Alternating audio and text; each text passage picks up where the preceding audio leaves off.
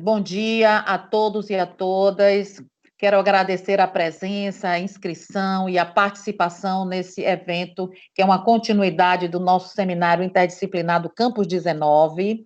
E agora, pela manhã, nós vamos ter uma discussão acerca do direito previdenciário e discutir o acesso aos benefícios da Previdência nesse ambiente, nesse cenário de pandemia.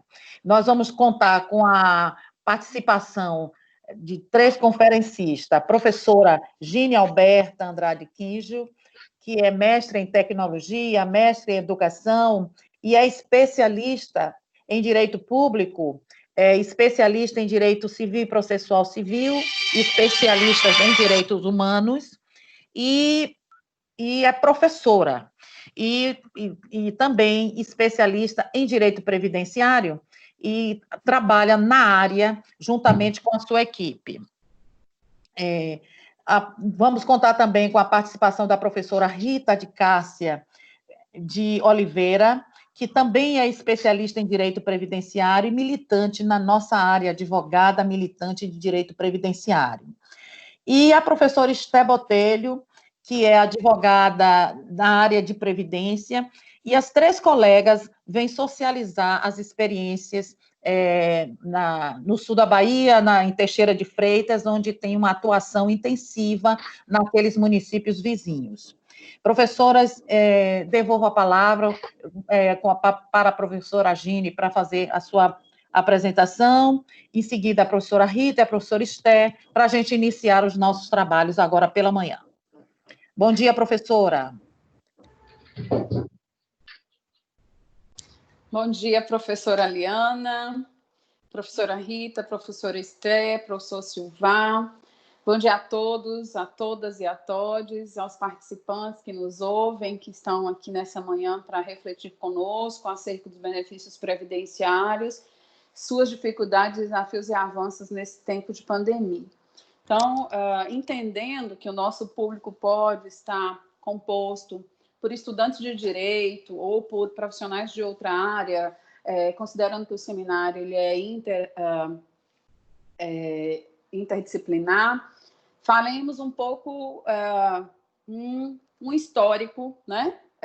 Situacionar, fazer um recorte acerca do que foi construído para fins de previdência social no Brasil e no mundo nesse período. Porque muitas pessoas acham que a Previdência é uma benesse, que a Previdência é algo que o Estado, por uma disposição volitiva, beneficia os seus cidadãos, né? Os seus partícipes desse Estado, no nosso caso, democrático de direito. Muito bem. Num primeiro momento, eu preciso afirmar que a Previdência Social ela é um direito fundamental. É um direito fundamental social. Nós temos os direitos fundamentais individuais e os coletivos. Então, a Previdência está lá entre os direitos fundamentais sociais, junto com o trabalho, com a educação, com a saúde, com a moradia, com a segurança e com os demais requisitos necessários para uma convivência digna, para um viver harmônico, para um viver de melhor qualidade dentro de uma estrutura de um Estado, no nosso caso, de um Estado democrático de direito, em que pese o Brasil ainda não ter status, né, na prática de um estado de bem-estar, não propiciou isso aos seus concidadãos, nós podemos dizer, então, que a Previdência, dentro dessa estrutura, ela tem esse viés de garantia da dignidade da pessoa humana. Bem, dito isso, eu preciso dizer acerca dos primórdios. Então, nós sabemos que lá na Idade Média havia o mutualismo, principalmente entre os armadores de navio, onde as pessoas, elas, de alguma maneira, contribuíam para uma caixa, um fundo comum, e, em havendo a necessidade, diante dos chamados infortúnios sociais, esse contribuinte, esse sócio dessa entidade, né, nesse associado, ele teria direito a um tipo de pecúnio. Então, isso já na Idade Média. Mas nós temos um viés de recorte histórico de direito previdenciário, ou pelo menos de benefício previdenciário, na verdade, a partir de 1601 na Inglaterra, com a Lei dos Pobres, a chamada Power Law Action, porque naquele momento nós tínhamos que havia a determinação de condados e que uma pessoa de um determinado condado não podia trabalhar em outro sem autorização, e aí, uma vez terminado o processo do feudalismo, nós percebemos, então, uma dificuldade de sobrevivência dessas pessoas, então, entendendo que devesse evitar um risco de mortandade em virtude da fome, a Inglaterra, então, por meio da monarquia na época, a rainha Isabel I, ela pede, então, essa estrutura, ou seja, a própria conjuntura demanda isso, de se criar um benefício para os pobres, que é mais ou menos medido pelo preço do pão, algo nesse sentido. Depois desse momento, em 1601, na Inglaterra, nós tivemos uma busca de outras legislações, e aí a própria Inglaterra cria mecanismos em 1887, em 1908, em 1911, para essa estrutura do que nós chamamos hoje de previdência social. O resguardo numa Constituição acontece num primeiro momento na Constituição do México, de 1917, que é onde você tem, no âmbito interno de um país já na nossa condição de ocidental, a busca de proteger o seu povo com a disposição do que seja um direito previdenciário, um direito garantidor, que seria, nesse caso, incluindo as normas previdenciárias já nessa legislação específica. Afora isso, na sequência, nós temos também na Alemanha, na Constituição de Weimar, não, mas antes disso, em 1888, na chamada Lei de Bismarck, né, que foi um chanceler muito importante na Alemanha, que, entendendo que nesse final do século XIX, com a industrialização muito exacerbada na estrutura de uma sociedade industrial, havia uma necessidade de uma proteção desses trabalhadores que tinham, às vezes, jornada de trabalho de segunda a segunda, de domingo a domingo, 18 horas por dia, sem nenhum tipo de proteção, inúmeros acidentes, perda de mão, cegueira, perda de outros membros, saúde, contaminação em espaços extremamente insalubres e periculosos. Então, nessa estrutura, a gente já tem na Alemanha, em 1884, a determinação de um tipo de seguro para acidente de trabalho e expandido depois para seguro por invalidez ou também seguro velhice em 1889, na legislação alemã. Na sequência, os Estados Unidos, ainda no início do século XX, em especial em 1935, ele cria o chamado New Deal. E esse plano, no governo do Roosevelt, ele tinha, por princípio, implantar nos Estados Unidos o chamado estado de bem-estar. Isso depois da Primeira Guerra, em virtude de situações já terem sido vivenciadas na Europa e demonstrarem a necessidade protetiva desses trabalhadores, em especial, também em virtude de terem vivido a depressão de 1929 nos Estados Unidos. Então, por conta disso, em 1935, a busca de protetiva desses trabalhadores.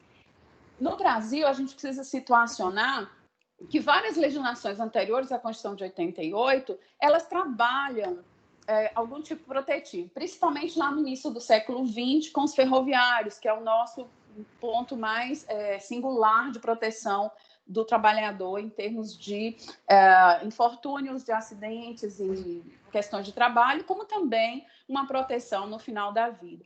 Mas é interessante a gente conceituar realmente o que nós entendemos destes chamados direitos sociais, que a Previdência ela está íncita, assim como os demais, lá no artigo 6º da Constituição. Então, nesse artigo 6º, o legislador, ele, então, de forma programática, diz que os direitos sociais, eles são educação, saúde, trabalho, moradia, lazer, segurança, previdência social, proteção e maternidade à infância e assistência aos desempregados. Então, esses direitos sociais, eles são um corolário dos chamados direitos da igualdade, que tanto se buscou lá na Revolução Francesa e que foram efetivando aos poucos no século XX, porque nós não tínhamos até então normativas protetivas de trabalhadores que não estivessem mais na ativa por questões de doença ou de acidente de trabalho, ou também em virtude do final da vida e não se ter mais a mesma força de trabalho que antes. No artigo 194, de maneira específica, o legislador fala da Seguridade Social, e a Seguridade Social, então, no Brasil, ela é um chamado tripé. Aí, se a gente puder passar os slides, nós temos que, nessa condição de tripé, nós podemos dizer que a composição da Seguridade, então, no Brasil, ela é de saúde, assistência social e previdência, entendendo que a legislação brasileira ela determina que a saúde e a assistência social, elas não têm custeio para o segurado, ou seja, para o cidadão. Então, elas não são contributivas. Já a previdência, ela é contributiva. Um risco que se tem, muito comum, é das pessoas confundirem, por exemplo, um benefício que a professora Rita vai falar, que é o BPC, como se fosse um benefício previdenciário, e, na verdade, ele é um benefício assistencial, conquanto que seja pago pelo INSS, mas não é um benefício da própria Previdência, uma vez que, para se tornar segurado, você precisa, na condição ou de segurado obrigatório ou de segurado facultativo ou especial, estar inscrito na Previdência. Então, haverá uma contribuição efetiva, né, pecuniária, tanto do empregado, do contribuinte ou do seu patrão, e uma presunção de contribuição por parte do segurado especial, no caso rural, marisqueiros, etc. Então, nessa condição, nós temos que os segurados, então, eles são determinados, eu já estou no próximo slide aí, que tem uma estrutura, então, de benefício previdenciário. Esses beneficiários, então, são todas as pessoas que estão no mercado de trabalho, de maneira formal, na condição de empregado ou de contribuinte, né, individual. Então, nós temos que, uma vez que a pessoa ingressa no mercado de trabalho com carteira assinada, né, esse contrato, haverá, então, uma inscrição automática, ele vai se filiar à Previdência, haverá contribuição do empregado, do empregador e também por parte do Estado. Já as demais pessoas que não estão no regime geral, na condição de empregados, elas podem contribuir, então, com a Previdência, se dirigindo diretamente ao Instituto Nacional de Seguridade Social, INSS, trabalhando, então, ali a sua inscrição, a sua filiação como facultativo, na condição de profissional autônomo, prestador de serviço e demais pessoas. Então, essas pessoas, elas vão pagar mensalmente a sua contribuição previdenciária na busca, então, de estarem protegidos em caso dos chamados infortúnios sociais ou situações outras que possam retirá-los do mercado de trabalho. Eu acho professora que Gine, o microfone ligado. Exato, eu abri. Professora Gine, por gentileza, eu estou lhe interrompendo para pedir para as pessoas desligarem o telefone, porque isso vai fazer um eco também na gravação. Por isso que eu interrompi. Ok? Por favor, quem tiver com o microfone aberto, por favor, para desligar. Uma picanha com... Ainda tem umas pessoas. MV. Uma picanha com alho batata cai bem. Podemos Maria continuar? José, você está com o microfone aberto, Maria José, por favor. Confira aí, por favor. Por causa do eco que faz na explanação. Desculpe. Podemos continuar?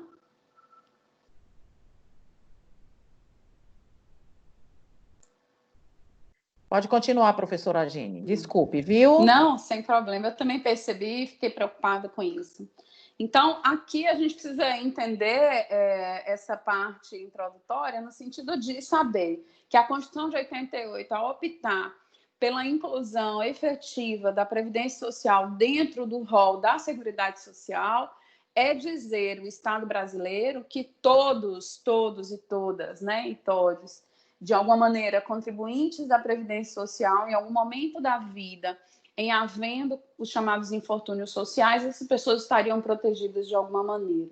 Então, é isso que nós discutimos muito, principalmente na chamada reforma da Previdência, que tanto prejudicou os trabalhadores e trabalhadoras brasileiros na redução de valores de benefício, no aumento do tempo para a concessão da aposentadoria, né?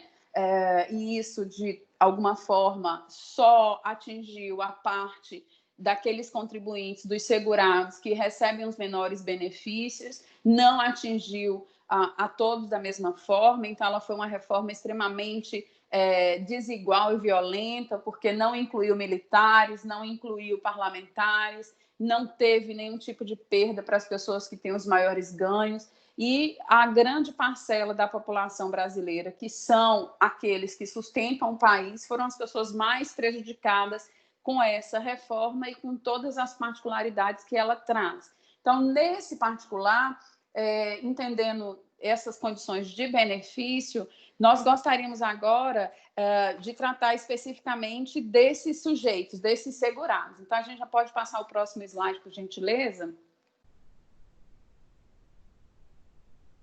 Isso. Então, esses segurados obrigatórios, eu já falei que o empregado é aquele que tem o registro na carteira, e a gente espera que todos os empregados tenham, porque é uma questão de respeito e dignidade à sua condição, né, de trabalhador, de alguém que vende a sua força de trabalho nessa condição mercadológica que nós temos no país, mas que, acima de tudo, também consiga ter a proteção que estar ao albergue da Seguridade Social pode lhes causar, pode lhes beneficiar. Os empregados domésticos que foram incluídas há pouco tempo na condição de seguradas com maior proteção, né? Até recentemente não tinham direito ao FGTS e uma série de outros benefícios. E aqui agora, na pandemia, nós percebemos particularidades, porque muitas pessoas foram demitidas, né? Por conta dessa dificuldade que se tem com o distanciamento social, e a sua condição protetiva ficou extremamente vulnerabilizada, além de uma excessiva exploração da força de trabalho dessas pessoas, sem todas as particularidades protetivas, como, por exemplo, a carga horária, né? Porque há uma dificuldade do registro do ponto. Normalmente, a empregada doméstica só tem uma patroa, e esse registro é mais difícil, então nós temos que contar com o respeito dessas pessoas para com a força de trabalho do outro ser humano que a vende por necessidade de sobrevivência, né?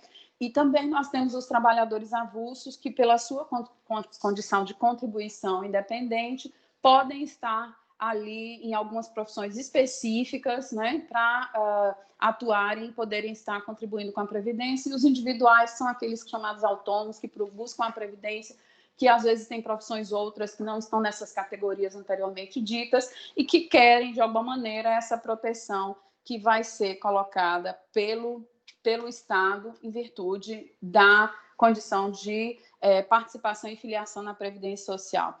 Então, de modo compulsório, estes são os chamados contribuintes obrigatórios, né? E esses contribuintes obrigatórios, eles exercem sempre uma atividade remunerada, né? Diferentemente do segurado especial, que é uma presunção de contribuição na economia, como no caso do trabalhador rural. Então, nessa condição, os segurados obrigatórios, eles terão a possibilidade, enquanto pessoas físicas maiores de 16 anos, exceto os aprendizes com 14, de estarem exercendo atividade remunerada e poderem, então, se filiar e estarem sob o albergue da condição de segurado da Previdência Social.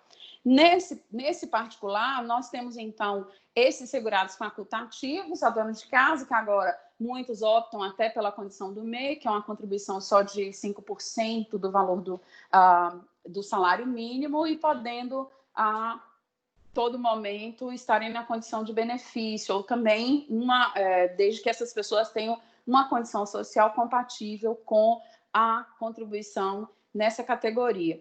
É uma proteção muito importante, foi uma luta de muito tempo no Congresso, porque muitas pessoas não categorizavam a dona de casa como alguém que exerce alguma função social relevante, né? Então, como não se tinha aí para essas pessoas uma profissão instaurada dentro do mercado de trabalho, muitos entendiam que era um trabalho por deveras menor, ou um trabalho menos importante, ou um trabalho que não carecia de uma proteção, né? E às vezes muitas donas de casa trabalham mais do que os seus próprios parentes que estão no mercado de trabalho na condição de empregados formais do mercado, com carteira assinada e etc. Então, essa proteção ela veio de uma maneira muito respeitosa, né? E muitas dessas pessoas puderam se valer dessa condição de beneficiário para, ao final da vida, e não havendo mais condição de exercício dessas atividades laborais no lar, estarem protegidos. Então, no mesmo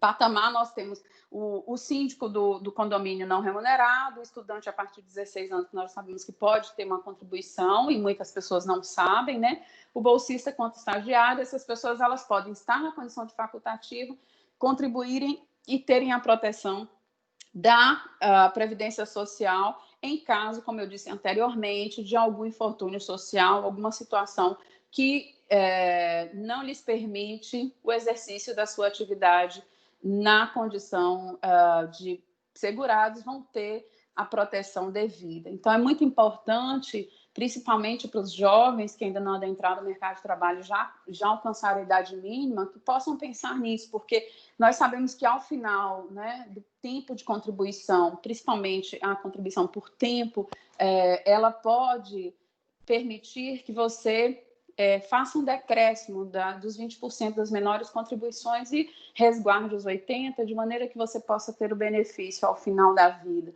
a título de aposentadoria por invalidez, por idade ou por contribuição, a partir do tempo que você contribuiu, obviamente tendo a idade mínima para tanto, mas que não lhe prejudique, né, o fato de, em algum momento na vida, ter havido uma contribuição a menor, como no caso dos jovens, né, que acabam contribuindo com o mínimo, né? Essa é uma condição muito específica. Dito isso, nós vamos passar agora para os benefícios em específico e eu volto no final da discussão para que a gente possa, de alguma maneira, contribuir com as particularidades relacionadas aos nossos benefícios durante a pandemia. Passa a palavra à professora Rita para suas considerações. Bom dia. Diante disso, né, de que foi apresentado pela professora Jean, o INSS ele criou um sistema, né, uma central de serviços, que é um canal de atendimento que ele iniciou a partir do dia 21 de setembro de 2017. Então, esse sistema, ele traz uma série de medidas, né, que pode melhorar os serviços, né, e o reconhecimento também dos direitos. Através desse site, através desse sistema que ele pode ser usado pelo site ou pelo aplicativo do celular, é possível que o segurado agende atendimentos, né, realize consultas e possa obter extratos, né, previdenciários, ver seus vínculos empregatícios, através de tudo desse canal. Para fazer o cadastro é bem simples, né? Preciso apenas o CPF, nome completo, data de nascimento, nome da mãe. Após isso, essas informações, ele vai responder um questionário de até 5 perguntas, e caso ele responda corretamente todas essas perguntas, ele vai poder criar a senha, que é um login único, né? Sempre que ele vai consultar ou quiser consultar esse sistema, ele vai usar esse login e essa senha. Conforme as informações do site do INSS, são prestados 96 serviços por essa instituição. Através desse sistema, 90 podem ser feitos pelo próprio cidadão, através do sistema Meu INSS. A vantagem desse sistema, né, no sistema do Meu INSS, em razão da pandemia, é porque ele responde, né, e colabora bastante para as orientações que foram feitas pelo Ministério da Saúde em relação ao combate ao Covid-19. Então, o cidadão ele pode pode consultar todos os serviços do INSS através desse sistema, normalmente, sem precisar sair de casa. A única desvantagem, né, do sistema do INSS é que muitas pessoas, infelizmente, elas não têm acesso à internet ou então não têm um telefone para que ela possa fazer todo esse procedimento. Mas, até então, o sistema Meu INSS ele vem sendo uma estratégia muito positiva apresentada pelo INSS, principalmente em razão dos tempos de pandemia. Essa imagem aqui agora que está mostrando para vocês é os serviços em destaque que o sistema Meu INSS pode proporcionar para o cidadão. Então, é possível fazer agendamentos, pedir aposentadoria, simular o cumprimento de exigência e vários outros que nós vamos explanar aqui também durante o trabalho.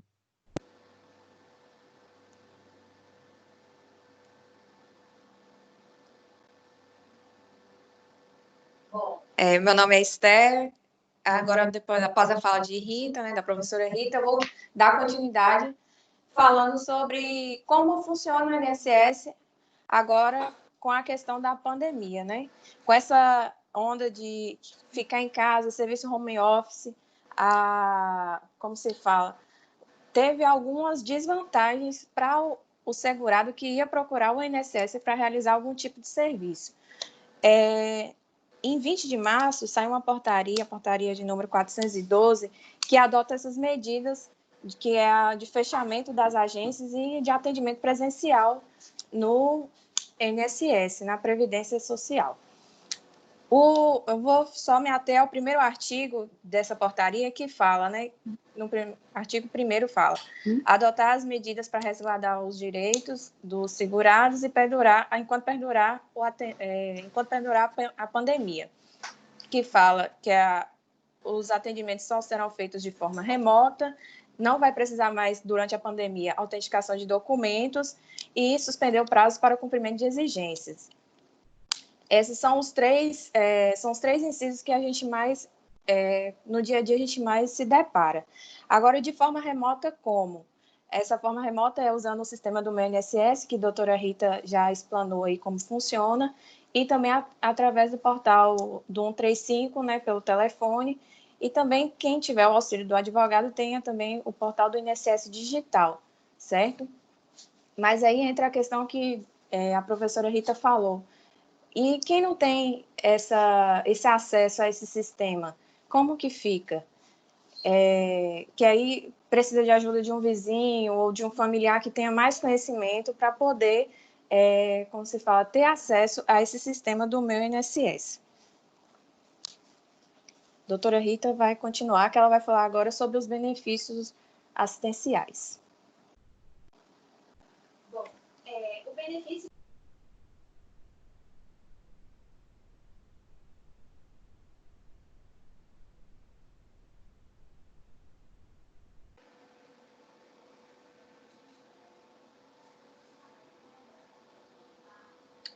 Professora Rita, eu não ouço você. Todos ouvem? Perdão, eu tinha desligado aqui o microfone. Então, o benefício de prestação continuada, ele faz parte aí do tripé da Seguridade Social na classe de assistência social. Então, ele está previsto no artigo 203, inciso 5 da Constituição, e tem uma legislação específica, que é a Lei 8.742, de 93, que é a Lei Orgânica de Assistência Social, que aqui, como a gente costuma chamar, né, o LOAS. Conforme esses artigos, né, eles regulamentam que quem pode pedir esse benefício de prestação continuada é o idoso ou a pessoa com deficiência, e esse benefício, ele adquire, né, ele dá à pessoa requerente ao benefício a garantia de um salário, desde que ela comprove a sua impossibilidade de prover a própria manutenção ou de tê-la provida por sua família. Conforme é o slide, o BPC ao idoso, ele tem dois requisitos, né? A idade mínima de 65 anos, né? E essa é uma regulamentação que foi promovida pelos artigos 20 e 21 da Lei 8.742 e também do artigo 34 do Estatuto do Idoso, que é a Lei 10.741, e o Decreto 6.214 de 2007, perdão. O outro requisito também, que é incomum aos dois benefícios, é a renda mensal per capita inferior a 1/4 do salário mínimo.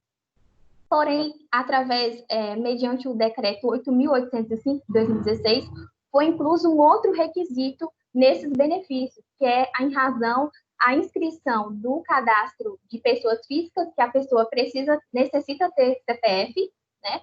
E a inscrição no cadastro único, que também é importante para a concessão e manutenção dos benefícios. Inclusive, o cadastro único, né, o CAD único, ele precisa ser feita uma atualização a cada 2 anos. Então, caso a pessoa ela deixe de cumprir essa manutenção, né, o benefício ele pode ser, inclusive, até suspenso. Outra modalidade do PPC, né, é a pessoa portadora de deficiência. Porém, nessa questão da parte da pessoa ser portadora de deficiência, essa parte da deficiência ela tem um requisito específico, que essa deficiência ela tem que ser um impedimento de longo prazo. Então, essa incapacidade para a vida independente, para o trabalho, ela tem que ter um prazo mínimo de 2 anos. Essa regulamentação ela também foi promovida pela Lei 8.742, está prevista no artigo 20, parágrafo 14, e também vem da Convenção Internacional dos Direitos das Pessoas com Deficiência e do seu protocolo facultativo. Como eu disse, em comum, esses 2 benefícios têm a questão da renda mensal per capita, que é inferior a 1/4. Porém, esse critério legal ele está em debate, né, em evidência durante esse tempo de pandemia. Por quê? O estado de miserabilidade, né, ele vem sendo discutido no Congresso Nacional. Inicialmente começou aí pelo substitutivo de número 6 de 2018, que ele foi um substitutivo ao projeto de lei do Senado de número 55 de 1996. Então, desde 1996, isso já era algo discutido, né, pela nossa sociedade em relação ao benefício de prestação continuada. Porém, em dezembro de 2019, o nosso presidente da República vetou totalmente esse projeto de lei, não deixou o seu prosseguimento, não permitiu o seu prosseguimento. Porém, em 24 de março de 2020, o Congresso Nacional derrubou esse veto e publicou a Lei 13.981 de 2020.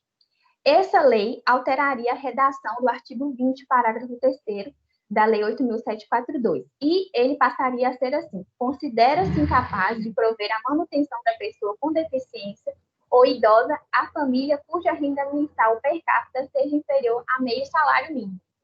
Então, isso aí iria ajudar bastante, né, na questão das pessoas poderem requerer o benefício. Inclusive, essa foi a justificativa apresentada pelo Congresso Nacional, já que viabilizaria, né, uma maior capacitação, né, uma maior extensão para as pessoas que necessitam desse benefício.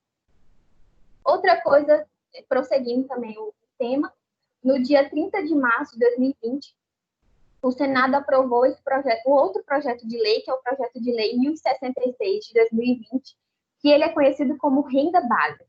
Esse projeto de lei, ele criou parâmetros de caracterização para a vulnerabilidade social e medidas de proteção para enfrentamento do coronavírus.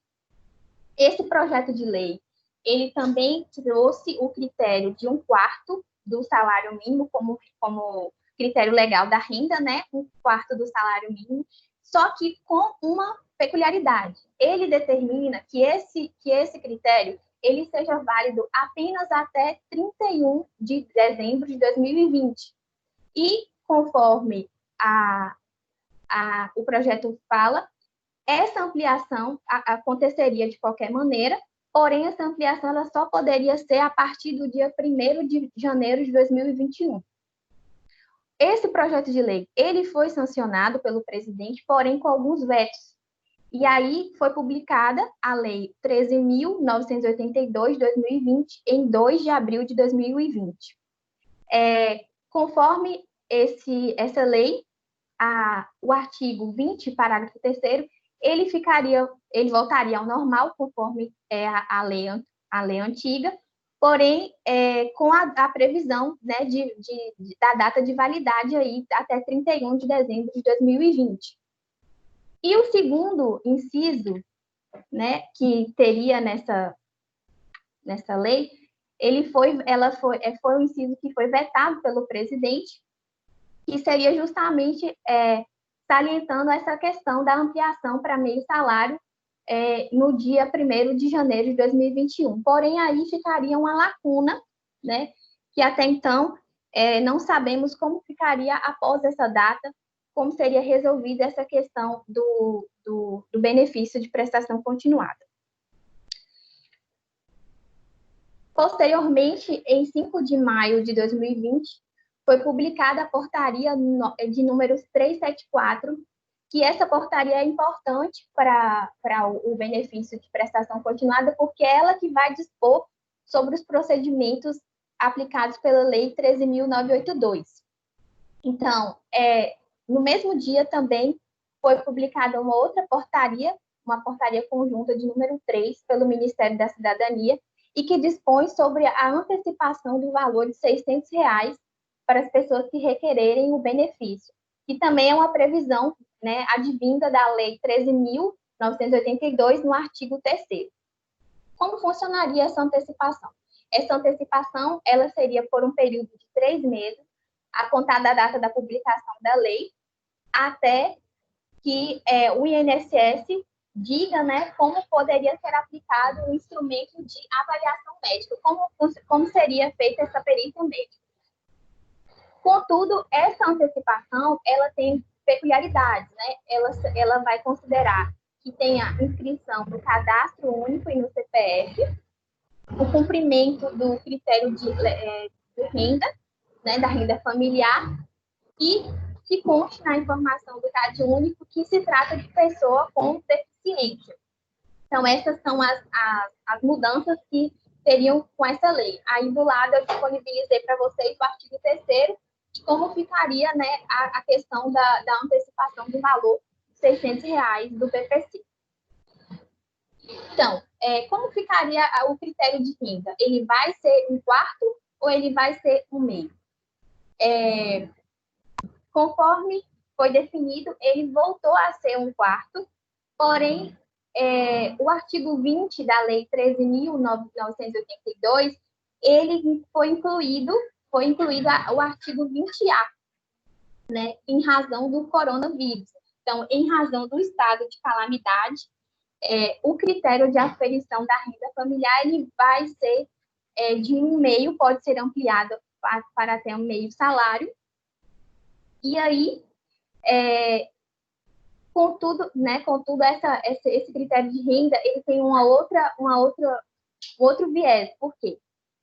Nesse caso, ele precisa de regulamentação para ele poder ter a sua aplicação.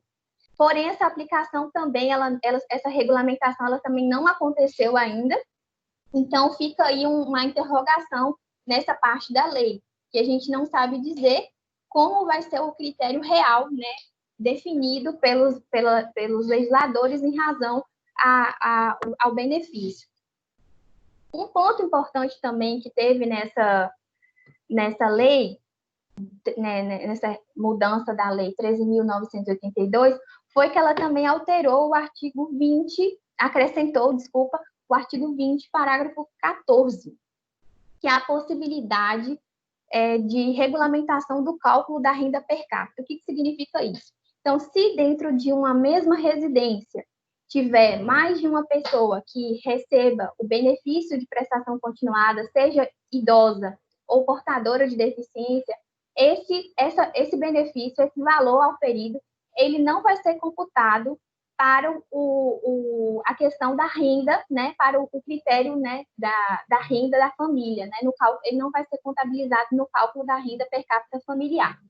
Então, essa lei, ela trouxe esse parágrafo 14, juntamente com o parágrafo 15, que permite que mais de um membro da família possa receber o benefício.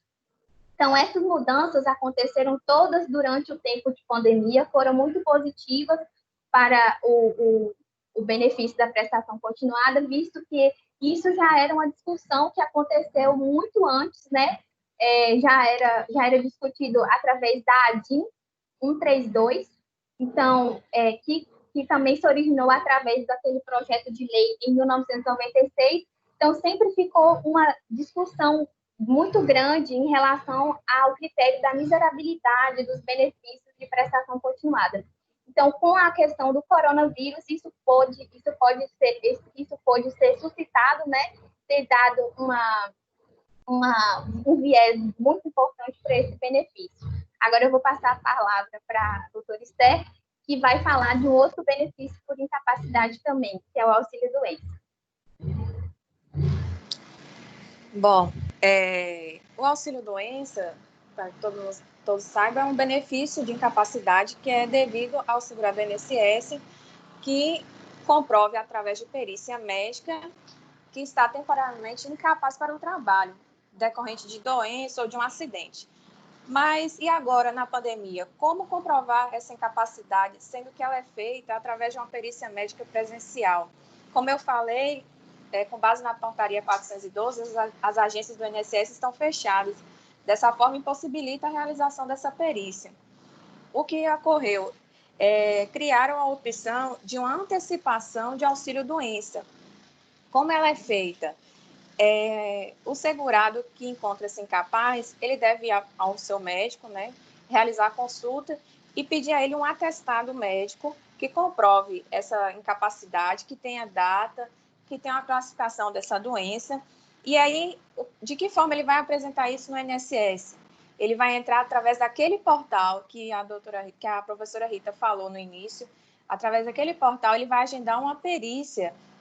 E essa perícia, ele vai anexar esse atestado médico e os documentos pessoais dele, e aí vai para uma análise do INSS, e o INSS fazendo essa análise, eles vão conceder a antecipação do valor de um salário mínimo para o segurado. Aí vem mais um questionamento. Mas se esse segurado contribuía de uma forma que, pelos cálculos, ele teria direito a um auxílio-doença com valor maior, como poderia ser feito? Como no início, como poderia ser feito, sendo que ele poderia receber um valor maior? Quando passar a pandemia, na verdade, eles têm uma previsão para a abertura das agências do INSS a partir de 3 de agosto. Eles iam chamar esse segurado para poder fazer de novo uma perícia, agora de forma presencial, para avaliar se ele teria direito ou não a receber essa diferença do valor. Lembrando também que essa antecipação do auxílio-doença, ela é concedida por apenas um mês. A pessoa fez o requerimento pelo portal do INSS, vai vir a notificação para ele por e-mail ou pelo celular, e daí ele vai fazer o saque desse benefício de um mês. Se caso a incapacidade persista, aí ele vai ter que entrar em contato ou pelo 135 ou anexar um novo atestado no meu INSS para poder receber mais um mês de benefício. Essa prorrogação de benefício ela só dura até 3 meses. Então, ele dando entrada agora em julho, ele poderia requerer mais 2 benefícios. E aí receberia 3 meses, ou até que as agências do INSS voltem a funcionar e ele ir direto na agência e fazer essa perícia de forma presencial. Eu já terminei a minha fala, vou passar para a doutora Gime para ela finalizar.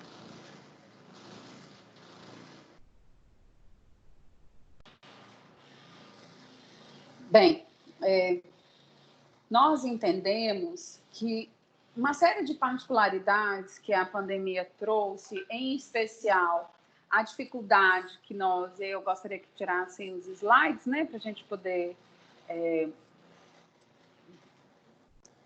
discutir essa parte final, é que já é uma luta antiga a possibilidade, por exemplo, de reenquadramento do BPC com não mais utilização do cálculo de renda per capita de 1/4, né?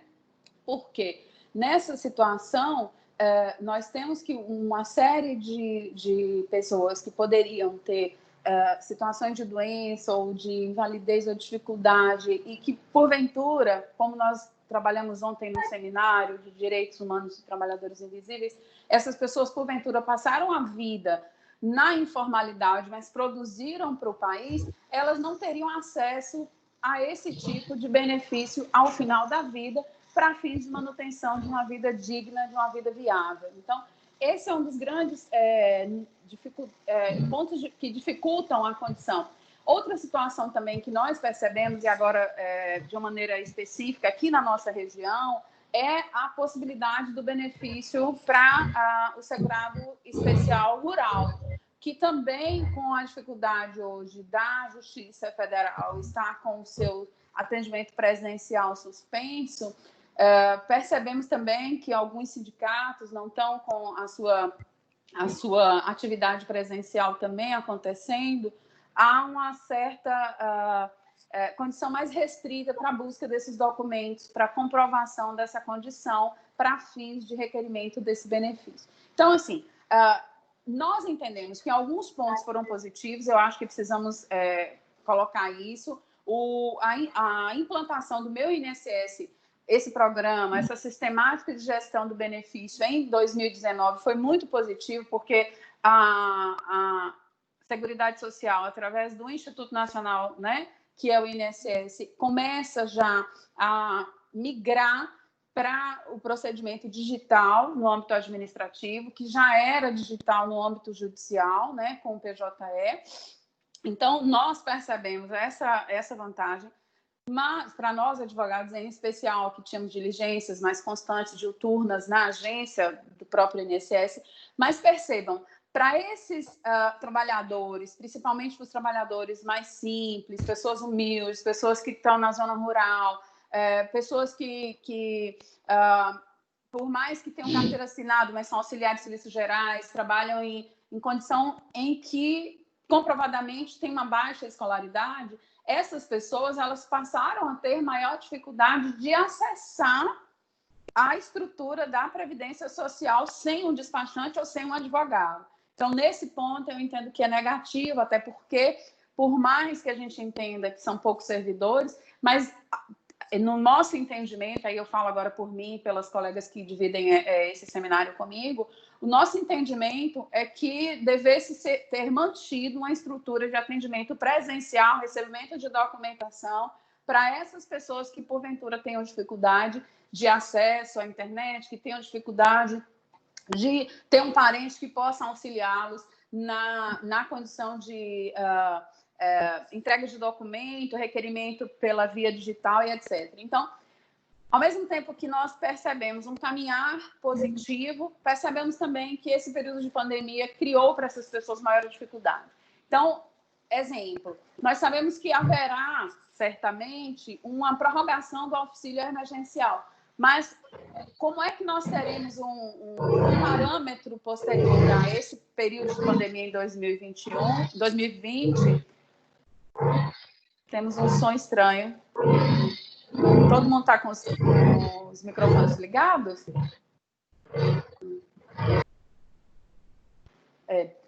Então, nós teremos uma readequação de toda a sistemática de concessão de benefícios, porque nesse momento a concessão desses benefícios eles estão até facilitados durante o período da pandemia, em virtude dessa condição específica de saúde pública que nós estamos vivendo, mas, por outro lado, também percebemos uma série de falhas no sistema, como, por exemplo, o próprio sistema do DataPrev, o próprio sistema do governo, identificou incoerências e uma série de pessoas que não teriam direito ao benefício do auxílio emergencial, que receberam de forma irregular, porque não tem como, por exemplo, o marido de uma juíza entender que ele faria jus a um benefício de R$600 em virtude de estar sem uma situação remuneratória. Então, esse benefício não era para pessoas que têm renda e renda comprovada, pessoas que têm condição de se manter. Então, muitas pessoas ficaram sem receber o benefício, como nós discutimos ontem.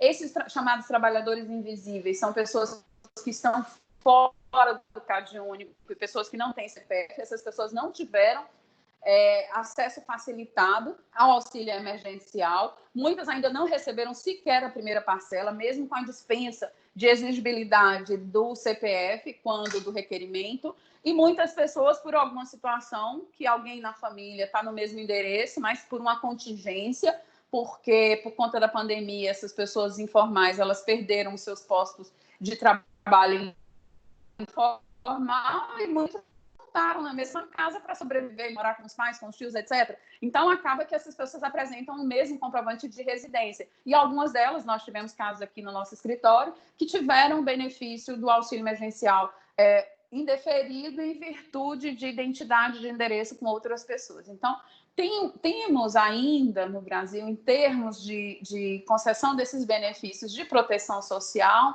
muita coisa para caminhar e regulamentar e também trazer eficiência quando da concessão do benefício. De maneira específica, nós falamos destes dois benefícios que são os mais solicitados, porque nós temos também particularidades outras com relação à aposentadoria por invalidez também, que é algo extremamente desumano na estrutura, tanto do judiciário quanto do INSS, de perícias que são negadas à concessão do benefício, com pessoas que declaradamente não têm condição, às vezes, sequer de se locomover ou de exercer uma atividade laborativa em condições mínimas, né? Ou por conta de questões de saúde, ou por conta de já terem sido vítimas desses infortúnios de enfermidade laboral, e não termos hoje um parâmetro específico para determinar como que serão conduzidas essas situações. Então, nesse particular, nós fizemos um recorte, pensamos esses dois benefícios que entenderíamos que seria mais vantajoso pela discussão que possamos ter a partir de agora, responder dúvidas relativas a eles. Então, eu agradeço a professora Esté Botelho, a professora Rita Oliveira, pela disponibilidade de estarem comigo nesse momento discutindo, e passo agora a palavra à professora Aliana.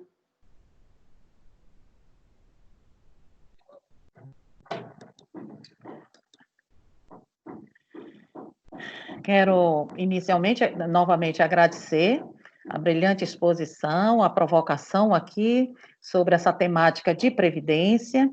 Nós tivemos agora o acesso à nossa mesa do professor Avelino, que é um especialista em previdência lá do nosso departamento. Até já fiz no chat aqui o agradecimento da presença dele aqui na nossa mesa.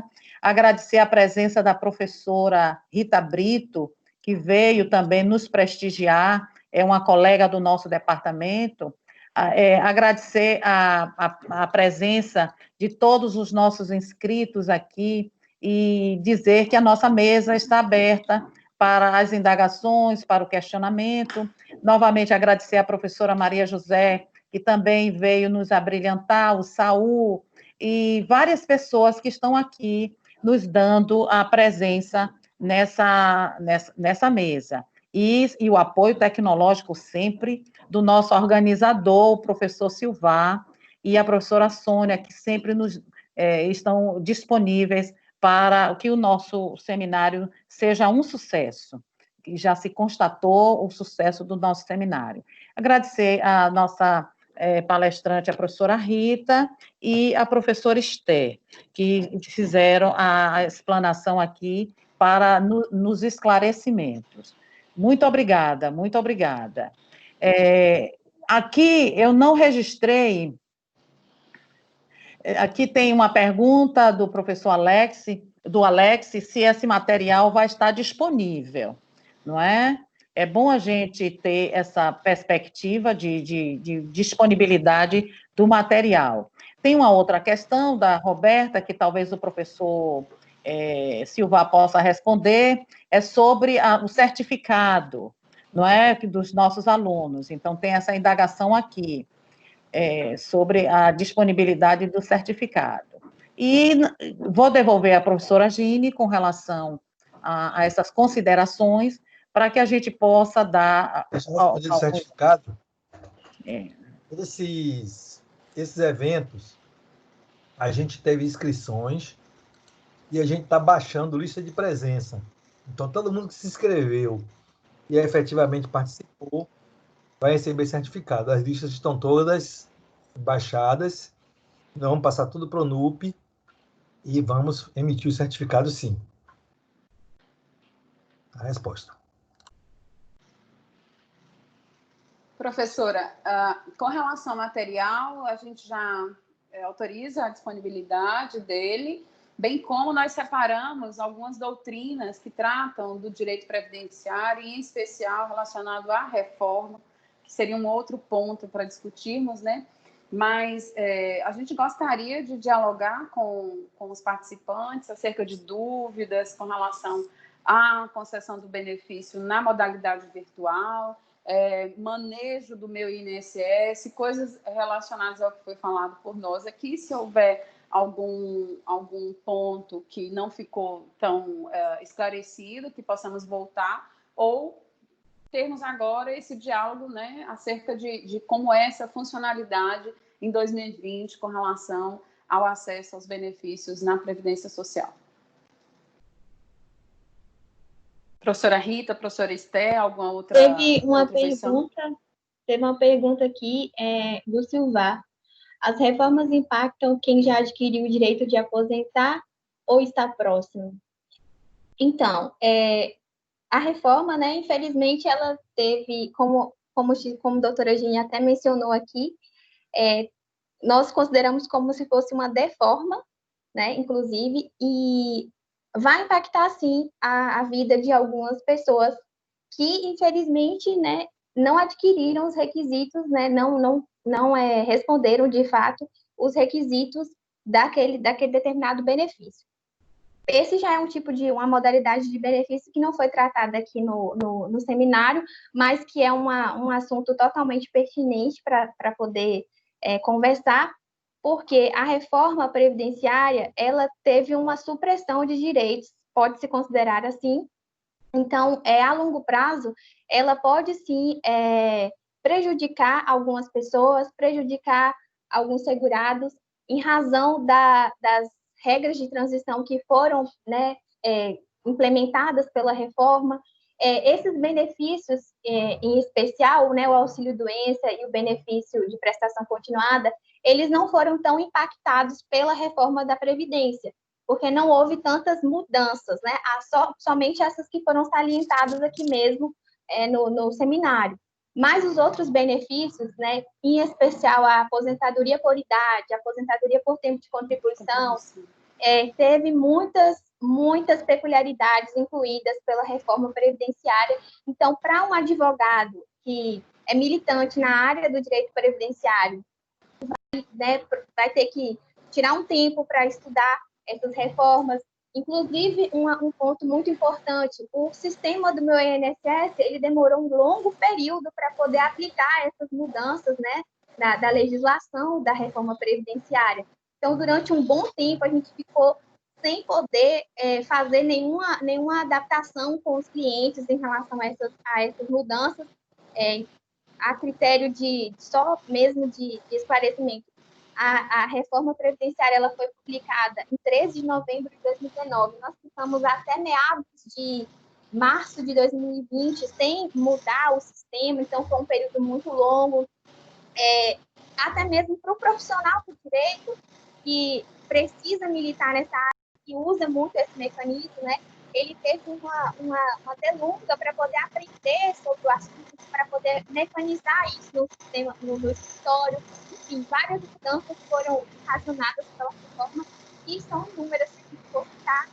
Então, sim, a resposta, respondendo à pergunta do professor, né, ela vai ter uma mudança, vai impactar bastante a vida do segurado, inclusive aquele segurado recente, né, as pessoas que são mais novas. Então, agora, nós precisamos trabalhar durante 40 anos para poder conseguir um benefício.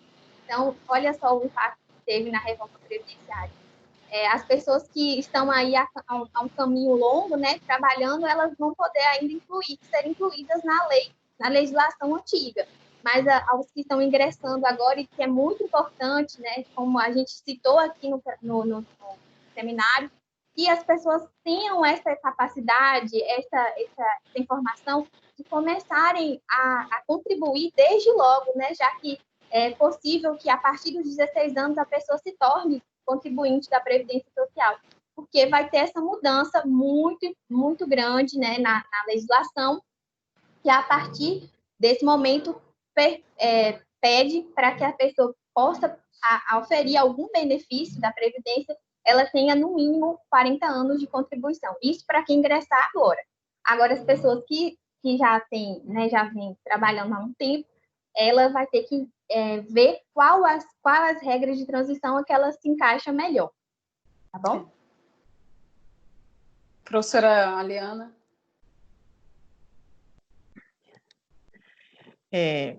Realmente, a Previdência Social, em todas as suas reformas, elas impactam só uma participação, porque eu sou uma curiosa da Previdência, eu não sou uma especialista, não me chamo de especialista. Eu sou uma curiosa, gosto de Previdência, gosto de militar na área, venho trabalhando esse conteúdo em diferentes épocas, em diferentes cursos, como professora da disciplina, no campo 19, numa faculdade, no curso de Ciências Contábeis, lá no nosso próprio departamento. Então, a gente vem observando que, ao longo da trajetória das reformas de previdência, com a emenda 20 e com a emenda 41, e agora essa atual, somente as reformas elas vêm trazendo redução dos benefícios, vem sempre em prol de prejudicar o trabalhador que está inserido, e então impõe sempre uma regra de transição. Nós não tivemos nenhum tipo de reforma de previdência na perspectiva de trazer benefício ao segurado, ao trabalhador. Então, se a gente fizesse, eu tenho uma curiosidade, vou fazer essa provocação à professora Gene, que gosta de provocações, se a gente tivesse aqui essa provocação de fazer um apanhado de os benefícios inseridos no regime de previdência, que ao longo do tempo vem sendo subtraído. Então, a gente tem um conjunto de benefícios que desapareceram ao longo das reformas, das modificações do nosso sistema previdenciário brasileiro. Então, hoje, a Previdência está assumindo um caráter de contribuição mais com natureza de tributo do que de previdência, que é uma proteção social que a sociedade precisa em face das contingências sociais próprias da vida humana. Então, a gente paga a previdência, mas nós não temos a expectativa ou a certeza se nós vamos gozar o benefício, se vamos aposentar. Ficou cada vez mais distante o gozo dos benefícios de previdência. Não falo nem pela incapacidade, mas pelo projeto de vida que o trabalhador constrói, que é se aposentar com dignidade, com renda suficiente para prover o sustento no momento da sua idade avançada. Então, isso está ficando cada vez mais distante hoje, é um privilégio de quem se aposentou com uma renda compatível para comprar o seu feijão com arroz. Não é? Então, a gente trata a Previdência nesse cenário hoje. Então, eu deixo essa provocação para essas jovens pesquisadoras que apresentaram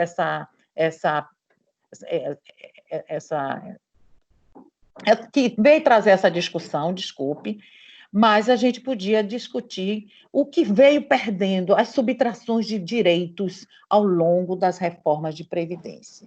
É o que a gente vem acompanhando. Talvez isso seja, possa ser um objeto de um artigo para que a gente divulgue aí que o brasileiro ele precisa saber como é que ele está sendo vilipendiado, como ele foi vilipendiado com essa última reforma, mas isso já vinha sendo praticado com a emenda 20, com a emenda 41 e com todas as modificações do nosso regime de previdência no Brasil.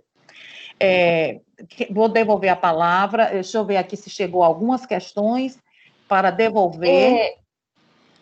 Eu só queria salientar um comentário ali do convidado, que fala da questão da nomenclatura dos benefícios. De fato, houve sim essa mudança no nome, porém, esse é um assunto que não é interessante agora para o seminário, porque trata-se de tempos de pandemia. Então, em razão desse cenário, né, de calamidade pública, né,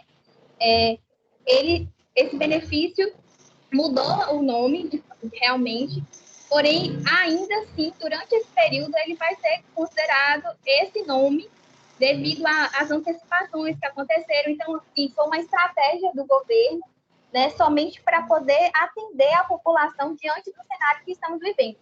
Não sei dizer, provavelmente, se vai haver uma mudança no site do INSS em razão aos nomes desses benefícios, que, de fato, mudaram, né, na questão da aposentadoria por invalidez e do auxílio-doença.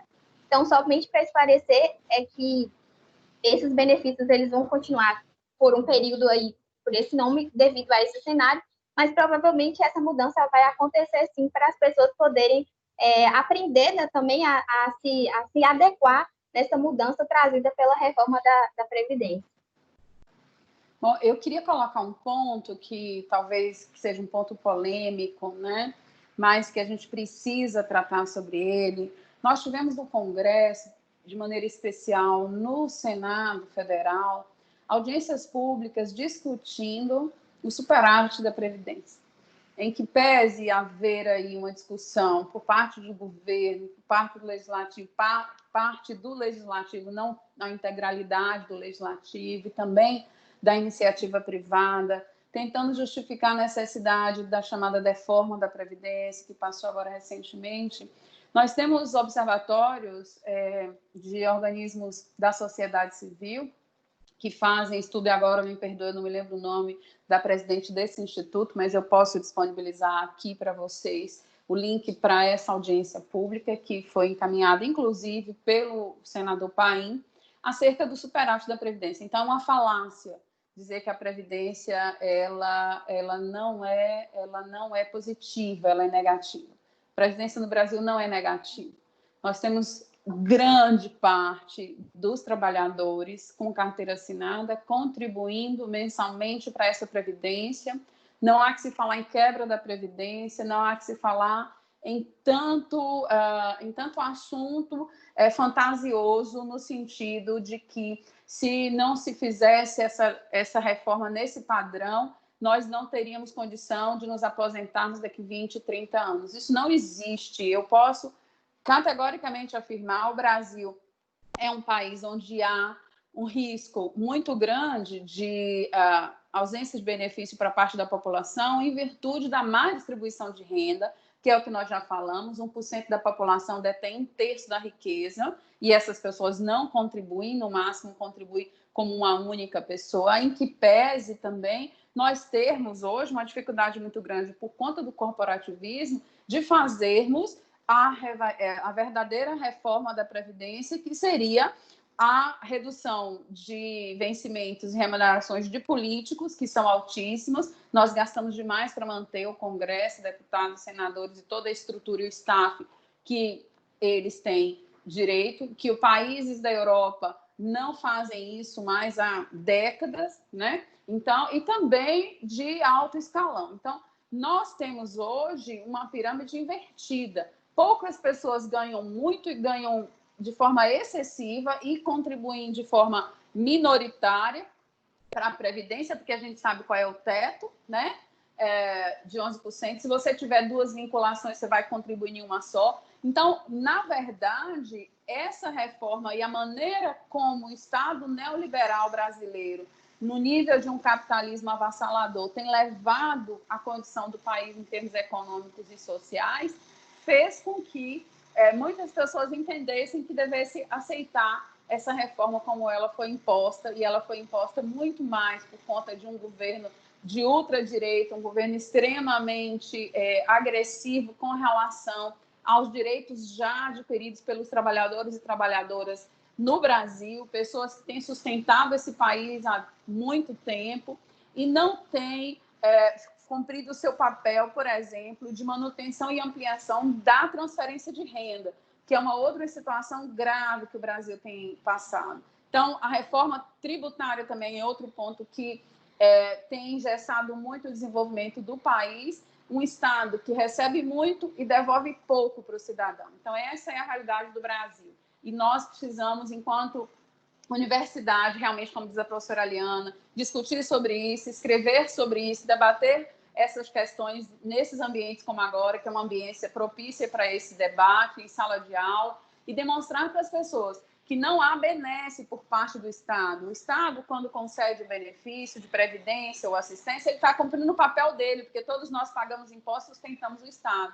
E o Estado, ele só administra os nossos recursos, ele não é pai e mãe. Esse sistema paternalista que muitos no Brasil adotam, determinar o Estado, alguém que beneficia, o Estado ele cumpre a obrigação dele, porque todos nós sustentamos o país com a nossa força de trabalho. Então, isso precisa ser dito.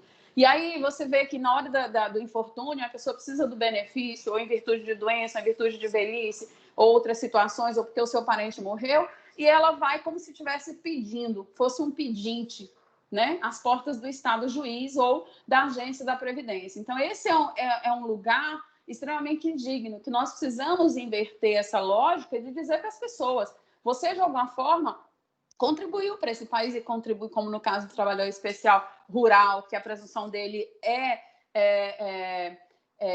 presumida em virtude do que ele produz para sustento de todos nós, né, que vem na nossa mesa, todo o alimento. Então, é importante fazermos essa discussão para a gente sair desse lugar de assistencialismo, de um Estado que é muito assistencialista. E, na verdade, o Estado brasileiro é assistencialista. Professora Liana. É uma discussão que eu sou apaixonada. A sociedade ela não tem noção das fontes de custeio. Eu me lembro que quando a minha primeira pesquisa sobre previdência envolveu as fontes de custeio, a sociedade ela não é levado para ela a informação sobre o sacrifício que é posto. O trabalhador tem uma alíquota de contribuição muito significativa na sua renda. O trabalhador, o contribuinte individual, que quer um benefício no valor superior a um salário mínimo, tem que pagar 20% de sua renda, e isso é um sacrifício para outras necessidades de trabalhadores por conta própria. Salvo o contrário, ele teria que pagar 11%, que ainda é significativo, mas para gozar um benefício que vai de um salário mínimo. Então, a sociedade ela é sacrificada demais para bancar uma previdência e uma garantia de proteção social no momento das contingências. E a sociedade ela não tem noção disso, isso é desvirtuado. Essa discussão sobre déficit de previdência, eu sempre defendi uma falácia em torno disso. É uma falácia. Porque não há uma explicação, não há números levantados, existem pesquisas de doutorado que já mostram e comprovam que o sistema previdenciário brasileiro nunca foi deficitário, porque a sociedade ela banca essa previdência, ainda que não seja o trabalhador diretamente na fonte. Tem contribuição sobre folha, sobre faturamento, sobre lucro, tem as loterias, tem os eventos esportivos, a sociedade inteira banca o sistema de previdência, mas a gente colocou a previdência dentro de um sistema de seguridade social e que envolve saúde e assistência social, e as misturas, eu acho que isso é intencional, que é para poder misturar as fontes de custeio de um sistema de seguridade à destinação ao pagamento dos benefícios para os segurados. E a sociedade ela não entende muito essa lógica e acredita, e alguns defendem que a Previdência tinha que reformar, senão ela ia quebrar. Ora, pelo amor de Deus, me faça uma garapa, viu? Deixa eu parar por aqui, porque não dá para você discutir Previdência sem ficar indignado com relação ao que o Estado traz. Os postos do INSS para o atendimento do trabalhador, do segurado, é coisa muito doida, é muito desumana, é indignante. Quem trabalha com previdência, quem atende os pleitos dos trabalhadores que nos procuram, e que você vai para um posto para ser atendido na época do atendimento presencial, é uma degradação o atendimento e a qualidade do atendimento. O mesmo se dá e está acontecendo com o próprio judiciário, com o descaso em algumas situações para o atendimento dos pleitos. Eu lido com isso e sei o quanto é indignante esse atendimento. Mas eu não vou continuar, eu acho que a gente vai devolver para algumas questões. Chegaram algumas se possível, questões. Depois eu gostaria de falar um pouco da questão da prática no judiciário, depois de responder outras questões.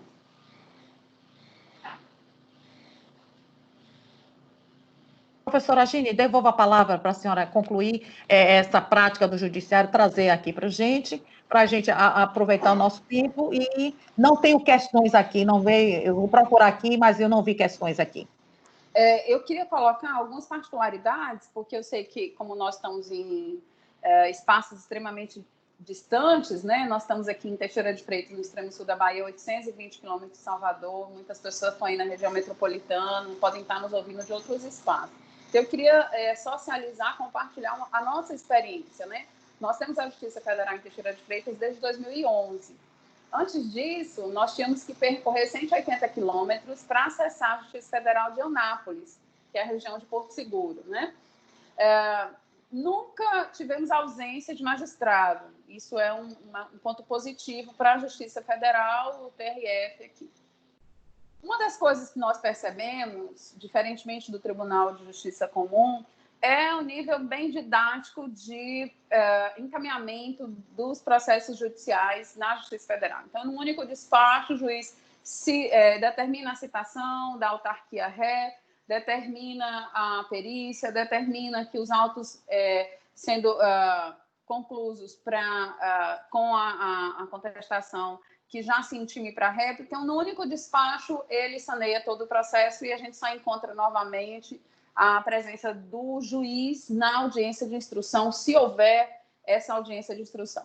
Tem alguns pontos que são muito positivos com relação a essa celeridade na procedibilidade, mas alguns pontos que são negativos, que são os mutirões de audiências, em que você tem, no único dia, 30 audiências. Então, é humanamente impossível para esse magistrado, procurador do INSS e para nós, advogados, mas para eles mais ainda, né, apreciarem todas essas provas. Então, nós temos, por exemplo, já tivemos aqui na nossa cidade juízes que só queriam ouvir uma única testemunha, e você tem que protestar para que o juiz possa ouvir uma segunda testemunha ou uma terceira testemunha, no caso, por exemplo, que é muito comum, de concessão de aposentadoria especial, rural, ou também de concessão de benefício de pensão por morte. Então, essa dinâmica de receber ou de processar esses benefícios solicitados, ajuizados, né, judicializados, de uma forma ao atacado, é algo que nós percebemos como extremamente prejudicial, porque você não consegue personalizar o caso e a condição daquela pessoa especificamente, ou abrir para uma produção de uma segunda prova na busca dessa verdade real, que nós estamos dizendo de um benefício e de uma área que é extremamente de direitos humanos, né? Que é a sobrevivência digna dessas pessoas, principalmente na velhice. Então, esse ponto eu gostaria de registrar como extremamente negativo, que são mutirões em que alguns magistrados, não todos, né, encaram essas demandas como se fossem realmente demandas uníssonas, e, na verdade, cada uma tem sua particularidade, e não se detém da forma devida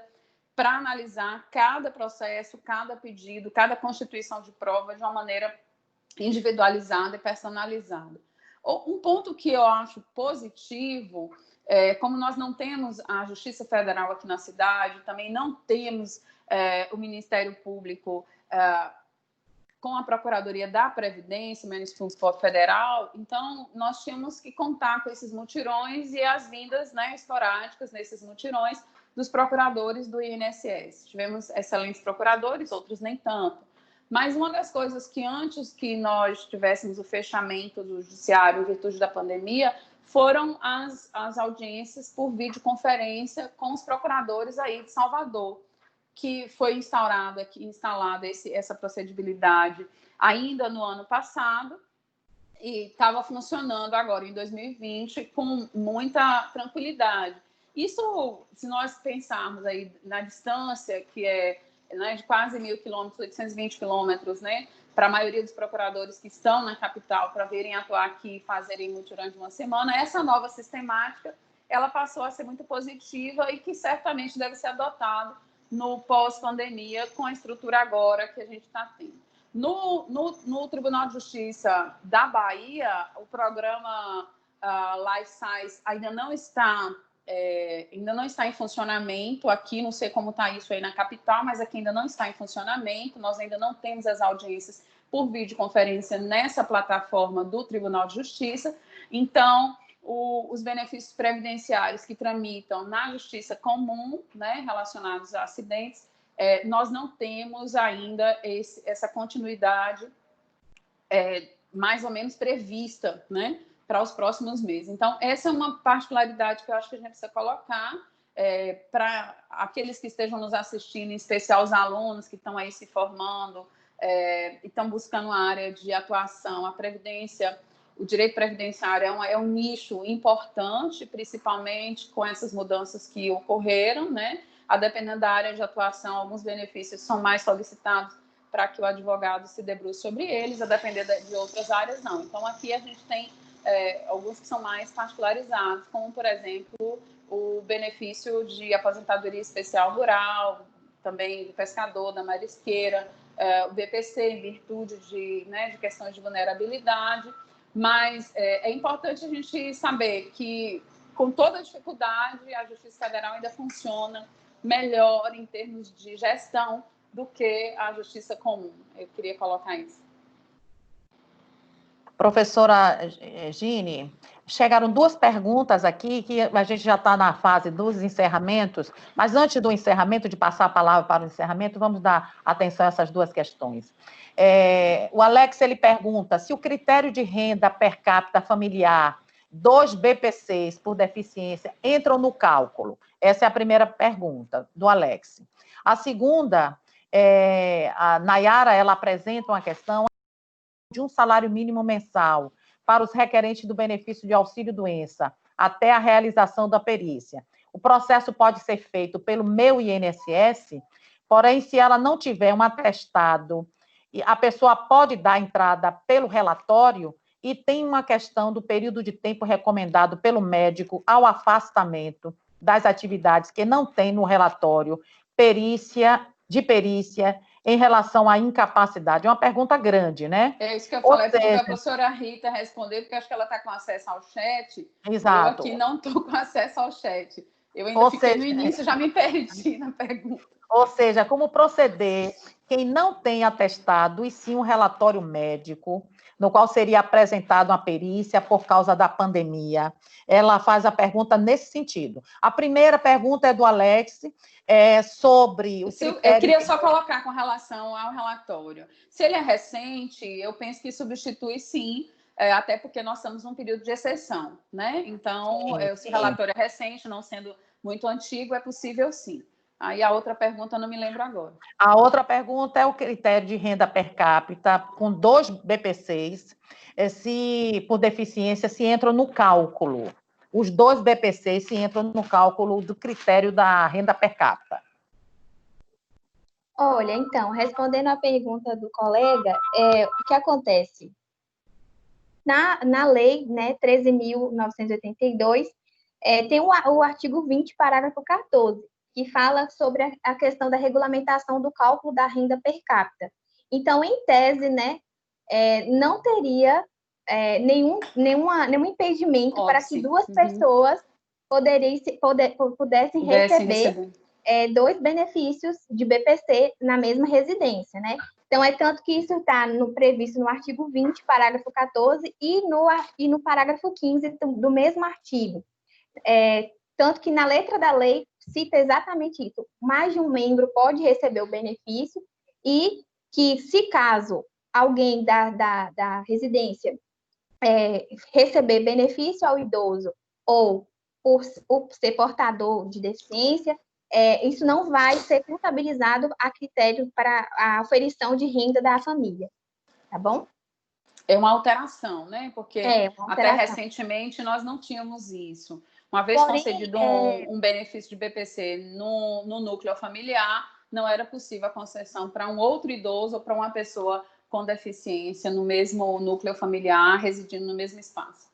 Porém, tem uma peculiaridade nessa questão, porque por mais que na legislação conste isso, né, essa possibilidade de não contabilizar, na prática é uma coisa que não acontece muito.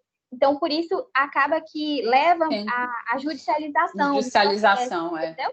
Então, assim, é uma coisa que fica bonita no papel, mas na prática não é isso que acontece de verdade, né, na seara previdenciária. No âmbito administrativo, a gente tem mais dificuldade de concessão os dois benefícios na modalidade do BPC no mesmo domicílio. Na maioria das vezes, você tem que judicializar para comprovar a miserabilidade e a condição do direito da concessão desse benefício. Com relação a outra pergunta, eu só queria fazer uma ressalva. Você não está aparecendo, professora Esther. Não? Pelo menos para mim não aparece. Está com a câmera ligada? Está ligada. Tá bom. Então, só não aparece para mim. Tá. Então, na portaria conjunta de 9.381, de abril, se não me engano, no artigo 2º fala expressamente que só poderá ser instituído a antecipação do auxílio-doença com a apresentação de atestado. Pode ser um relatório, mas ele tem os requisitos, como se fosse aquele atestado normal de médico, que, na verdade, os requisitos que eles pedem, ele está legível. A sua câmera não aparece aqui para mim. Está cortando o seu rosto. Tá aparecendo? Regula aí direitinho. Está regular. Aí, agora... Melhorou? Então, pronto. Mais ou menos. Mais ou menos? Sobe um pouco, que aí fica mais fácil para as pessoas te verem. Isso, agora sim. Então, como eu estava falando, esse atestado, ou relatório, no caso, ele tem que estar legível, tem que ter assinatura do médico, um carimbo, e tem que ter a CID e um prazo de repouso.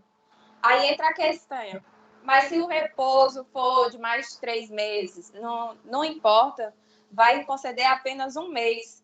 E aí, se caso persistir a doença, aí tem que entrar em contato pelo 135 para pedir a prorrogação desse benefício.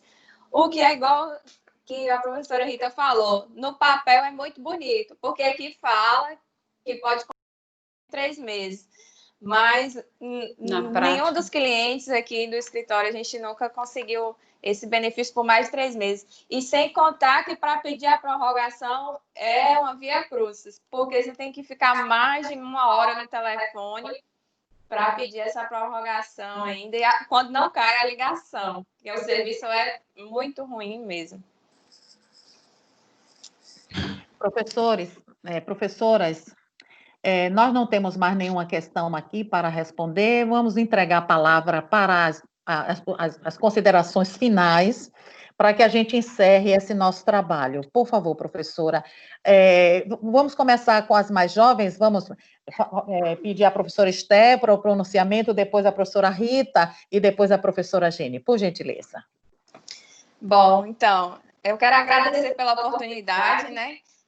Quando a doutora Gene propôs, eu fiquei assim, pela timidez, para ela não, porque ela é anos de profissão, falar em público e tal, mas é um assunto bem pertinente para o momento, é um assunto que a gente vive aqui no dia a dia no escritório, que a gente sabe como funciona, os percalços que tem, mas assim, foi uma experiência boa, provavelmente quero participar de outros.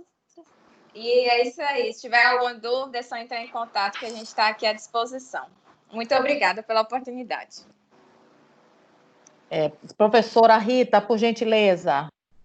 Gostaria de agradecer, né, na pessoa da doutora Gine, pela oportunidade de convidar, né, tanto eu como a Esther, nós que estamos iniciando essa jornada ainda na seara previdenciária, ainda está aprendendo muito ainda na vida, mas muito obrigada, doutora Gine, pela exposição aí, por dividir esse espaço com a gente. Queria agradecer também a professora Eliana, né, por estar presente aqui nesse seminário temático, que também, pelo que eu soube, gosta muito do direito previdenciário, é militante, então é muito curiosa também em relação a como nós, assim, no mundo previdenciário, né, gosta de atuar nessa parte para poder ajudar as pessoas. Então, muito obrigada pela oportunidade de apresentar aqui esse tema, que eu, inclusive, sou muito apaixonada pelo direito previdenciário, gosto de exercer muito essa profissão em relação a esse ramo do direito que precisa de pessoas, né, que estejam à frente para batalhar por direitos dessas pessoas que, infelizmente, ficam tão isoladas de informações, de alguém que esteja forte, né, para poder conseguir o benefício que elas tanto anseiam. Muito obrigada. Professora Gine, por gentileza. Eu gostaria de agradecer a professora Esté, a professora Rita, que aceitaram o desafio. É uma necessidade que a gente agora também se comunique por outros mecanismos e a comunicação nas redes sociais é uma tônica. Eu entendi que era importante a gente falar da nossa experiência como previdenciaristas nesse tempo de pandemia e são duas colegas jovens, minhas ex-alunas, ex-monitoras no NPJ da Faculdade Sul da Bahia, onde eu coordenei e orientei estágio, e eu, de forma muito inteligente, né, convidei para trabalharem comigo, e nós estamos juntas há muito tempo, são como filhas, assim, para mim, porque eu percebo a dedicação e a seriedade do assumimento para com o direito, eu acho que isso é muito importante, você enxergar que ao assumir essa profissão, você está assumindo essa profissão para respeitar e defender o direito das pessoas, para se colocar de forma intelectualmente adequada, para estar atualizado. Então, eu digo que são crias, né? Dessa busca desse direito emancipatório, inclusive um direito para todos, todas e todos, como eu sempre tenho dito. E o direito previdenciário é um espaço onde você consegue exercer esse viés dos direitos humanos com muita qualidade e com muita seriedade e muita responsabilidade. Então, falar desse tema para mim é muito importante porque é uma das áreas também que, assim como direitos humanos no geral e direito de família e direito de trabalho, são áreas que são muito importantes.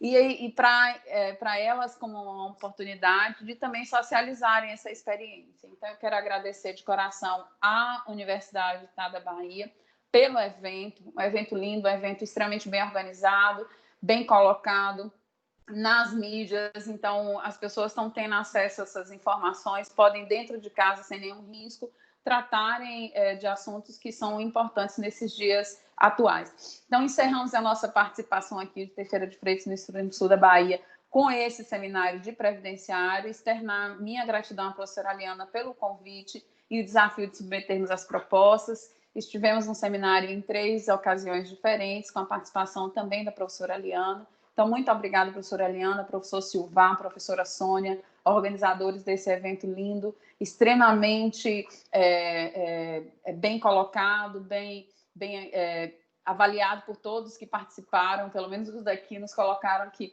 participaram de excelentes palestras, de excelentes discussões. Continuaremos aqui acompanhando e espero, oxalá, que em outros momentos possamos estar juntas e juntos também discutindo o direito. Então, muito obrigada, um bom dia a todos e a todas. Professor Silvar, o senhor tem algumas palavras para fazer esse encerramento? Ou... Fale aí, professor, por favor, antes da gente dar por encerrada a nossa sala. Eu só quero mais uma vez, né, agradecer à professora Gine e parabenizar, né, pelo trabalho que ela faz, né, pelo compartilhamento do conhecimento que ela produz e pelas suas crias também, né? Então, ela apresentou para a gente aqui pessoas maravilhosas, profissionais dedicados, competentes. Jovens, né? Nós tivemos a oportunidade de conhecer o próprio filho dela, né, o professor Álvaro, e realmente é um núcleo aí de produção de conhecimento, de difusão do conhecimento em Teixeira de Freitas, que está hoje irradiando para toda a Bahia, aqui, através dos nossos eventos online, e também será muito importante para o nosso departamento, para a nossa comunidade acadêmica, com certeza vai suscitar discussões, vai suscitar debates. Tenha certeza que nós vamos lhe convidar.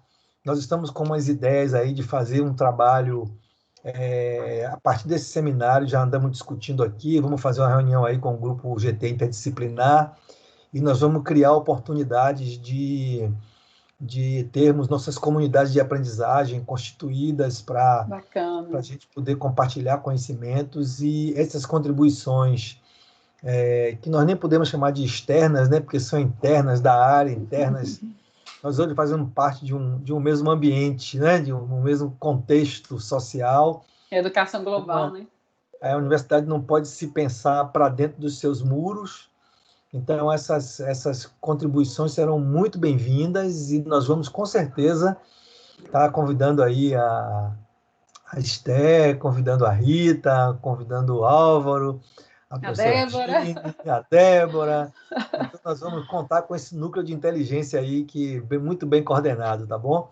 E então Obrigada. ficam aí as palavras de agradecimento à professora Aliana, porque identificou essas pérolas, essas joias, e trouxe para a Obrigada. gente uma garimpeira, né? Advogada, professora e garimpeira, né? Sabe identificar as pedras preciosas. Então, um agradecimento aí total, e a gente está aí firme para que essa parceria não termine quando o seminário acabar hoje. Nós vamos com Amém. certeza estender aí essa parceria. Muito obrigado. Receba com a professora Sônia o nosso agradecimento também. E mais uma vez, a vocês dois, professor Silvio e professora Sônia, pela organização desse evento, pelo profissionalismo, maestria com que conduziram. Realmente foi uma satisfação muito grande estar com vocês nesse tempo. E a gente aprendeu muito com vocês em termos de gestão de evento. Esperemos que nos encontremos novamente. Legal. Obrigado. Obrigada. A palavra é sua para encerrar. Quando você Pois encerrar, eu paro a é, gravação. A gente pode continuar batendo um papo por aqui. exato. Estamos encerrando essa manhã com essa brilhante explanação dessas colegas que são militantes na área de previdência, uma área que para mim também é muito cara. Eu lido e trabalho com ela desde 1996. Minha primeira pesquisa de mestrado foi na área de previdência. Eu gosto, sou apaixonada. Eu entendo que é o melhor programa de distribuição de renda que pode ser implantado por qualquer governo. É uma previdência social sólida, viva, igualitária, em que a sociedade ela sustente, mas ao mesmo tempo se beneficie desse sistema. Eu sou a favor de uma previdência pública, num regime geral, sempre defendi isso, e eu entendo que se a situação de um trabalhador em estado de vulnerabilidade não puder ser sustentada pela Previdência, nós não temos nenhuma outra alternativa. E a Previdência, para mim, ela está vinculada à dignidade humana. Então, eu gosto de previdência com amor, com carinho, trabalho com meus casos com atenção. Meus clientes, eles vêm, me procuram, muitos não têm condição de fazer o pagamento de honorários, só recebe, só depois que implanta um benefício é que senta, é que faz o acerto, que faz os pagamentos. É dessa forma, com esse carinho, que o nosso escritório também trabalha com previdência. Eu tenho já escolas, também tenho feito pupilos com essa temática, com esse carinho que a gente trata esse assunto. Quero agradecer mais uma vez a Sônia, a professora Sônia, o professor Silvar. Reforço todas as palavras que foram ditas aqui pela nossa colega professora Gine. Agradeço a aceitação desse nosso convite. Ela abraçou nosso seminário, a nossa causa. Obrigada. E abrilhantou com os trabalhos que foram apresentados aqui. A professora Gine, a professora Rita e a professora Esté, as jovens advogadas militantes, eu agradeço a terem aceitado esse desafio, sei que não é tão fácil, mas muito obrigada, e vou dar por encerrada essa nossa manhã aqui.